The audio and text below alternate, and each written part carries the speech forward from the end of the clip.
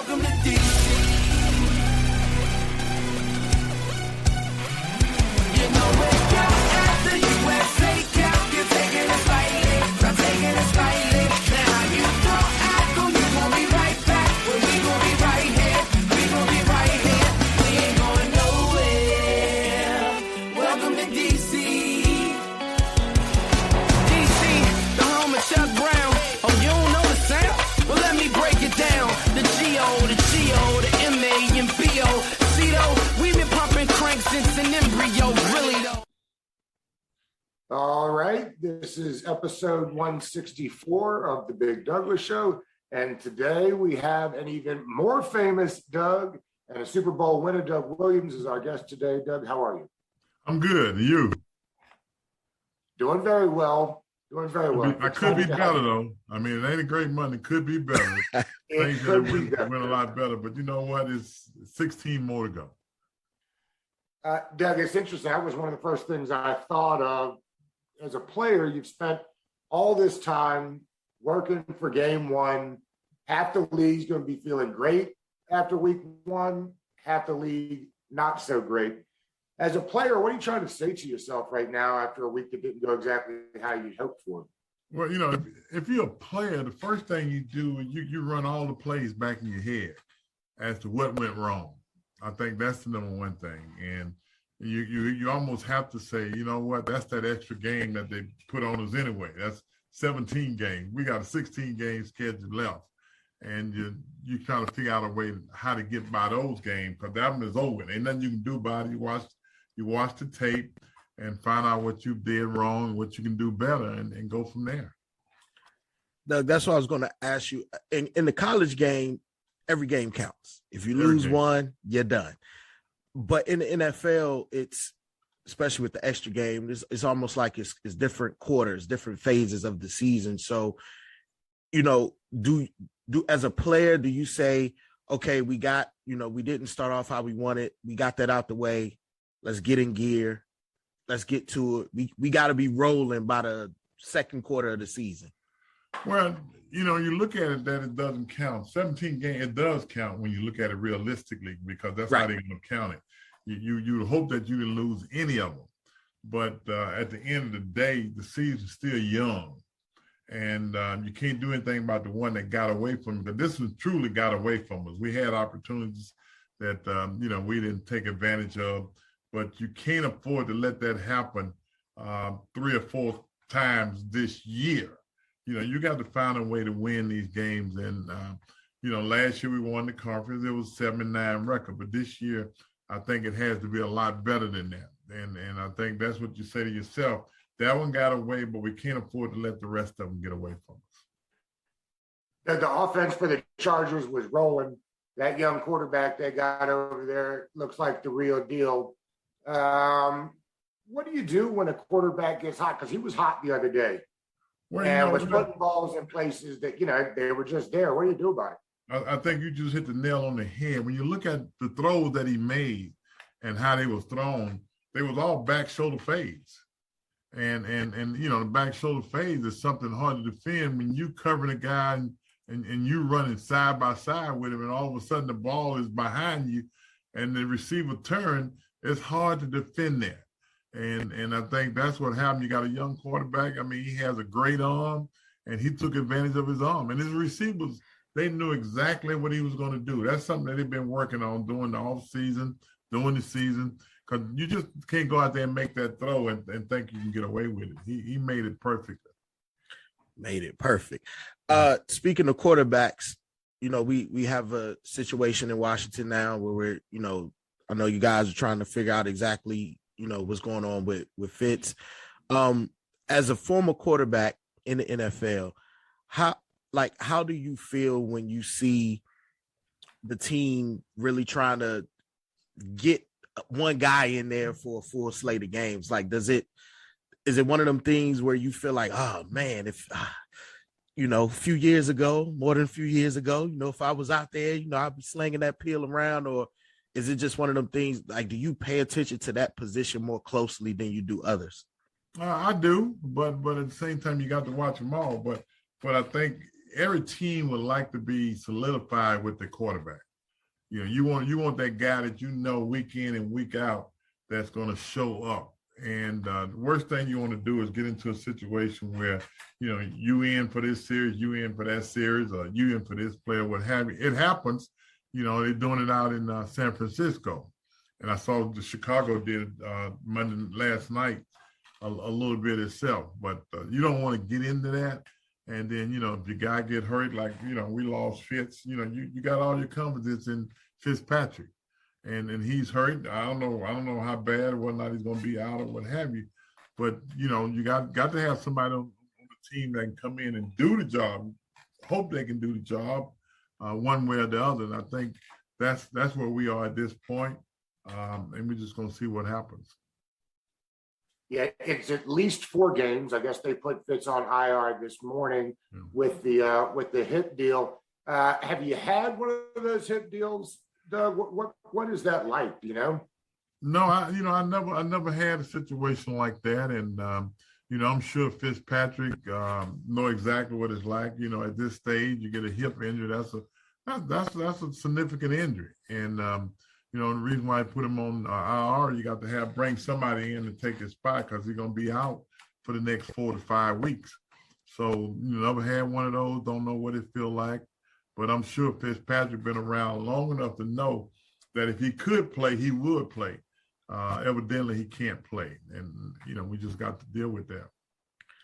Doug, have you ever been in a situation as a quarterback where you had to come into a game after the game has already started, obviously, and you had to come in and play? Like, have you ever been in that position? Because it feels like Taylor Heineke, when he comes in that position, I mean, he comes in and it's like a spark plug, you know, a jitterbug all over the field, and it's a different kind of excitement when other times the backup quarterback comes in, is normally not that same feeling. So have you ever been in that position yourself? In a lot of situations, a lot of fans like the backup quarterback better than they do the starter quarterback. So when that happened, it happened. Yes, I have. I mean, back in 1987, I was in that position, and came in the game. You know, 3 games, but we won all 3 games when I came in and took over 4 actually. But yeah, everybody liked the starting quarterback. But I think the difference here is, you know, for myself, I come from places I've always been a starter. And I never had the backup mentality. I've always had a starter mentality. So when you come in the game, yeah, you coming in to spell somebody, but it ain't about you mentally. You got to have that mental mentality that I'm a starter. And I just happen to be sitting over there waiting on my opportunity.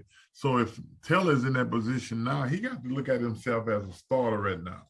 He can't look at it as I'm the backup quarterback, because at the end of the day, when you come out that dugout, they're going to hand you the ball. So it started with you. So you are the starter. So mentally, that's how you got to think, because you're not going to get that credit for being a backup when you start in the game. There has been talk all around with the quarterbacks, particularly now that Fitzpatrick went down for Cam Newton. It doesn't sound like that's going to happen. But what I am curious to hear from you about is, a lot of people have said don't bring in a guy like him, because the other side of the coin you're just talking about there is, can he be a backup in a role like that? Are certain guys, you know, to your point, not able to do that? How do you look at it that way? Well, I think it boils down to the individual. You know, if that's how one is thinking, that's how one is. You know, I mean, when I came in, I didn't have a problem being a backup at that particular time, because nobody had called me and gave me that opportunity to play anywhere else. So, I mean, yeah, I was the backup knowing that there might be an opportunity. Now, I don't know how Cam or anybody else might be thinking, but that's their thoughts. But at the same time, nobody here, I don't think, you know, is mentioned bringing him in, number one. So you can't. I think the fans and everybody else, the media probably is on that hype. Why didn't they bring him in or what have you? You know, I can't answer that. But that's something that he has to feel whether or not he can be a backup or not. I can't say that he would. Can't say that he will. You know, don't really know what his thinking is. Doug, as a quarterback, an African-American quarterback that has reached the pinnacle, won the Super Bowl, How does it feel watching these young guys, especially like yesterday, Patrick Mahomes, Tyrod Taylor, Jameis Winston, so many more, like Russell Wilson, all these guys have such tremendous success in the league. When you were playing, it was you, it was Warren Moon, it was Randall Cunningham. Like it wasn't a lot of African-American quarterbacks. So how does it feel now watching all of these young guys have tremendous success in the league? You know, I can answer that, but I hate to sound like, you know, it only feel good because the black quarterback is doing well. You know, Right.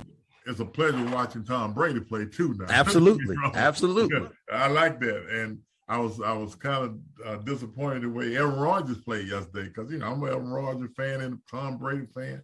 But sure, I'm a Russell Wilson fan. I'm a Jameis Winston, Tyrod Taylor, Patrick Mahomes, and everybody that played well yesterday. You know, I like watching guys play well, no matter what color they are. But, you know, seeing the young black quarterbacks play well does give me a little joy because I know what it took for them to get there. You know, how long it take for, you know, the African-American quarterback to be really, really accepted from that standpoint. You know, I think when we get to that point, you know, this league will be a lot better. Like, let's pick Patrick Mahomes. You know, he's been good from birth. So no matter what color he is, he's been that guy. Russell Wilson, you know, nobody gave him a chance. 3rd round pick, he was short. We don't know what he can do, but he did it, and he's still been doing it for a long time. So, yeah, I do feel good when I see guys like Jameis got a second chance, and I think he's in a great place. Played well yesterday. Yeah, I do pull for him, but at the same time, you know, I get my popcorn and cold drink too and prop my feet up to watch Tom Brady play too when I get a chance. Absolutely. Because you see, the offense in the league has exploded. This team in Washington built defense first. Are we to the point now where it's overly tough to win with defense?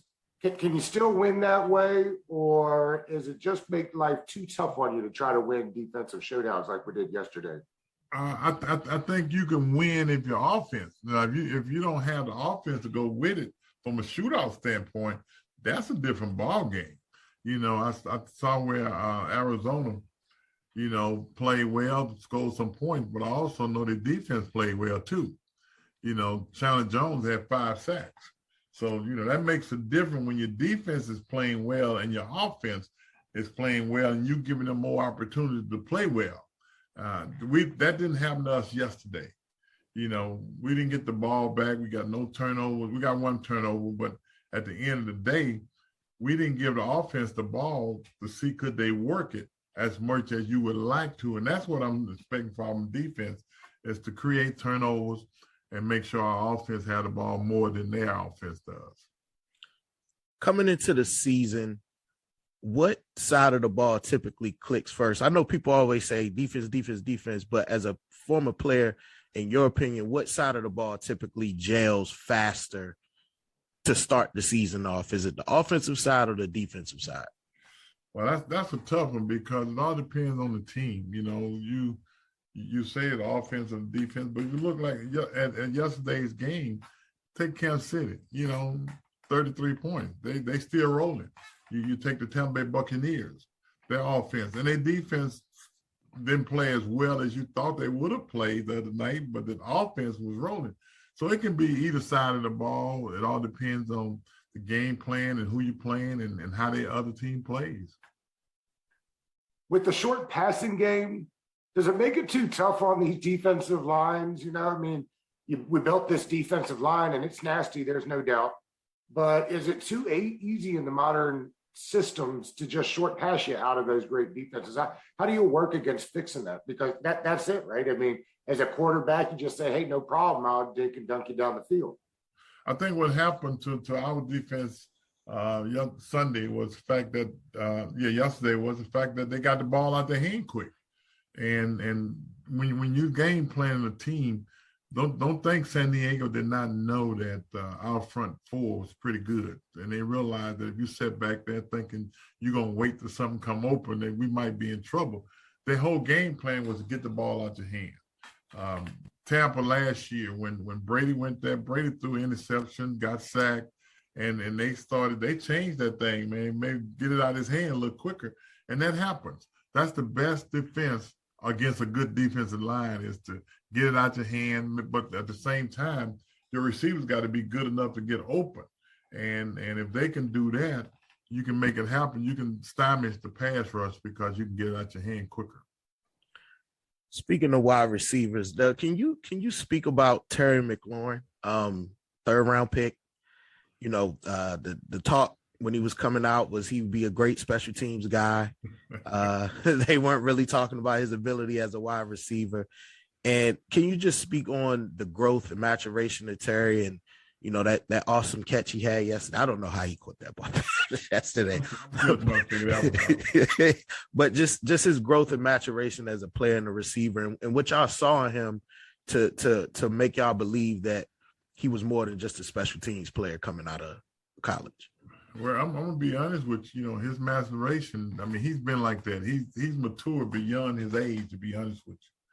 But we looked at him as a tough, special team type of player, maybe third or fourth receiver.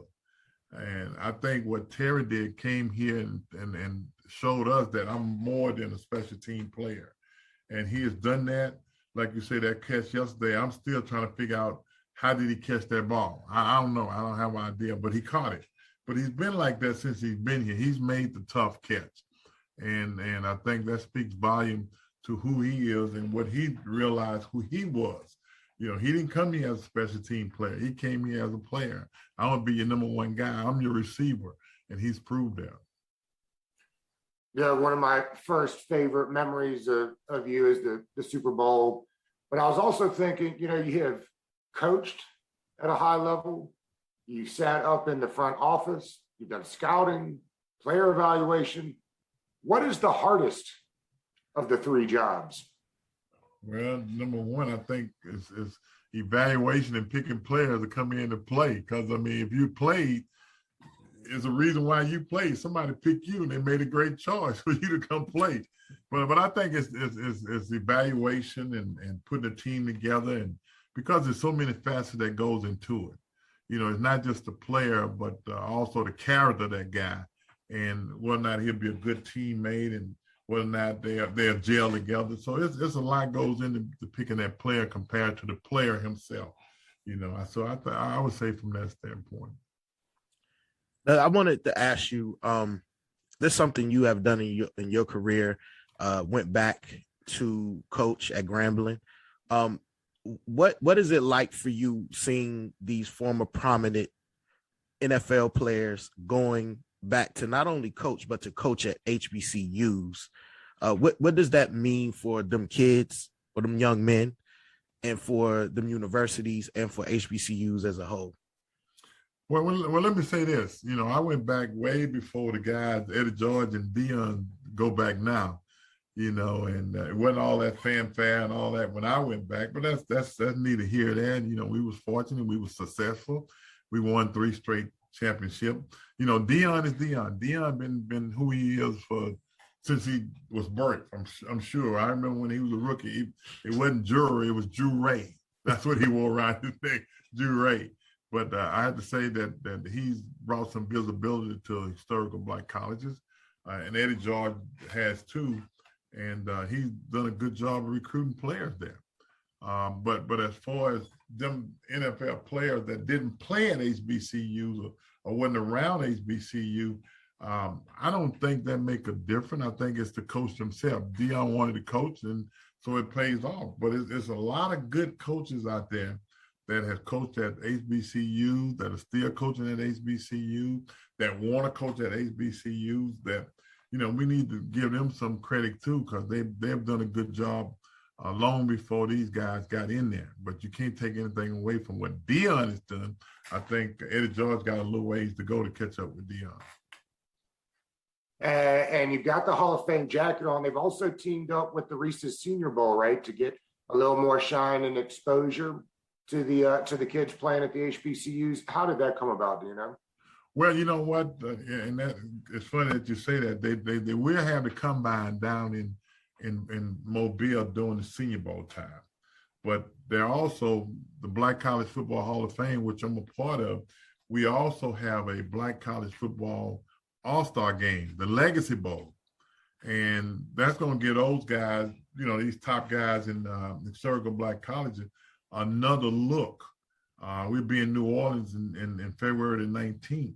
And, try to the top 100 Black college players will have an opportunity to play in that game, which would give the scouts an opportunity just to come watch those guys play. And, the thing about guys from HBCUs, they've always been tough to grade from the scout standpoint. Now you got a chance to grade the player and not the school. So you look at the player and don't grade the school. So you might have a whole different opinion from that standpoint, just looking at the player. Absolutely. Doug, I know that the Washington football team is planning something special on Thursday for Bobby Mitchell. I was hoping you'd talk to us just a little bit about Bobby Mitchell, the man, and also what the organization's got coming up on Thursday. Wow, Bobby Mitchell, man. When you say Bobby Mitchell and have an opportunity to play for the team that gave Bobby Mitchell the opportunity to play, I think that means something to you, because when I first got here in '86 and walking into the building and you realize that Bobby Mitchell was the assistant, I mean, it's almost hard to tell, but he was assistant GM. And you walk in, something that you never seen before. And he's assistant GM, Black guy. And I had an opportunity every day. I would go in early every day and then, go downstairs and come up and sit in Bobby Mitchell's office. And we just talked, man. He was talking about his career in college, where Illinois. But what a lot of people don't know, Bobby Mitchell started out at Grambling. And he told me, we talked about it a lot. He told me, he said, man, when I went to Grambling, they had a bunch of Bobby Mitchells at Grambling. So he left and transferred and went to Illinois. But during the time that he was here, we talked about so many times. And for me, he was the one guy that kept me uplifted, when I wasn't a starter and, things got a little tough. When I did start, and went back to be the backup, it was Bobby Mitchell who you go and sit down in his office, and he's the one that assured you things was going to work out. And lo and behold, it did work out. So, when you talk about Bobby Mitchell, to me and a lot of other guys that played on this team when he was the assistant general manager, they got a lot of good things to say about Bobby Mitchell. And I'm glad that this organization, Mr. Snyder and Tanya and Jason, everybody realized the impact that Bobby Mitchell has made, not only on his organization, but in this community. I think he will forever be remembered in this community as one of the good guys. And to be able to retire his jersey, the first jersey that they actually really retired is Bobby Mitchell. And I think that's something that should be done. And I'm looking forward to that night, Thursday night, and going out there and really seeing Bobby Mitchell jersey is put out a commission for the rest of this team organization time that is here, and he deserves it. And his wife, Gwen, I'm glad somebody's here to see it happen. And Gwen is going to be there with his family. And that, to me, that is huge.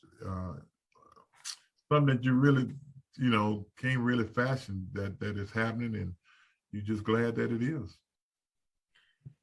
We thank you for your time. We thank you for your words on Bobby Mitchell.